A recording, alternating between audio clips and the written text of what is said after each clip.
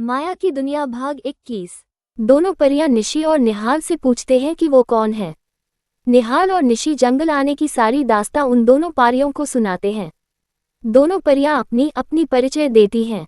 मैं हूँ माइला, पहली परी उड़ते हुए कहती है। और मैं हूँ सुमाइला, दूसरी परी भी उड़ते हुए कहती है। अच्छा, अब हमें यहाँ से बाहर तो निकालो या हम ऐसे ही यहाँ पड़े रहेंगे। निहाल परेशान होकर कहता है, हम तुम दोनों को इस जादुई कैद से बाहर नहीं निकाल सकते हैं जब तक हमारे पास जादुई घास न हो। सुमाइला उदास होकर कहती है, तो अब क्या हम ऐसे ही यहाँ अपने मरने का इंतजार करते रहें? निहाल निराश होकर कहता है, नहीं नहीं, हम ढूंढते हैं वो जादुई घास, शायद चुड़ैल की टोकरी में ही हो। माइला हौसला देते हुए कहती है, यार क्या क्या देखने को मिल रहा है, पहले चुड़ैल और अब ये परियां। निहाल सिर पर हाथ फेरते हुए कहता है, देखा, मैं कहती थी न कि परियां और चुड़ैल होती है। निशी मुंह बनाते हुए कहती है, अच्छा, तुमने तो बचाने वाले शहजादे का भी नाम लिया था न, अब वह कहाँ है? हम दोनों को बचाने के लिए आएगा भी या नहीं? निहाल लताओं से बनी जेल को देखते हुए कहता है, आएगा, देखना, मेरा शहजादा भी जरूर आएगा मुझे बचाने के लिए और मुझे अपने घोड़े पर बिठाकर अपने साथ लेकर जाएगा, तुम देख लेना। निशी इतरा कर कहती है।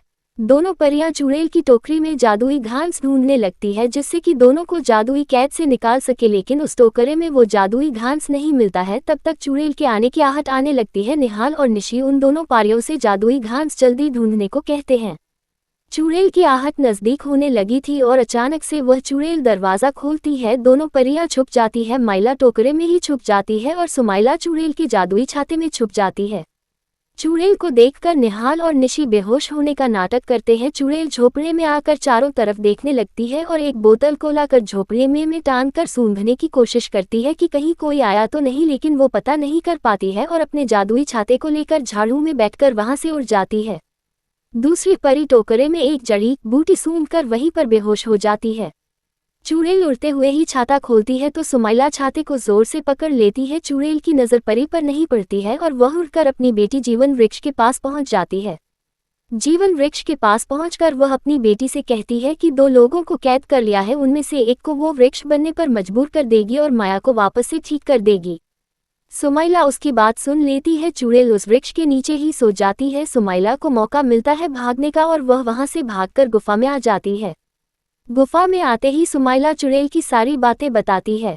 अरिशा उसकी बात सुनकर परेशान हो जाती है और रोने लगती है। रोकर कहने लगती है कि उसके भाई को और उसके दोस्तों को बचा ले। सब उदास और परेशान हो जाते हैं और सब मिलकर उन लोगों को चुड़ैल से उन लोगों को बचाने का तरीका ढूंढने लगते हैं। तभी अचानक से एक कछुए का ध्यान माइला पर जाता है और वह फौरन ही माइला के बारे में पूछने लगता है।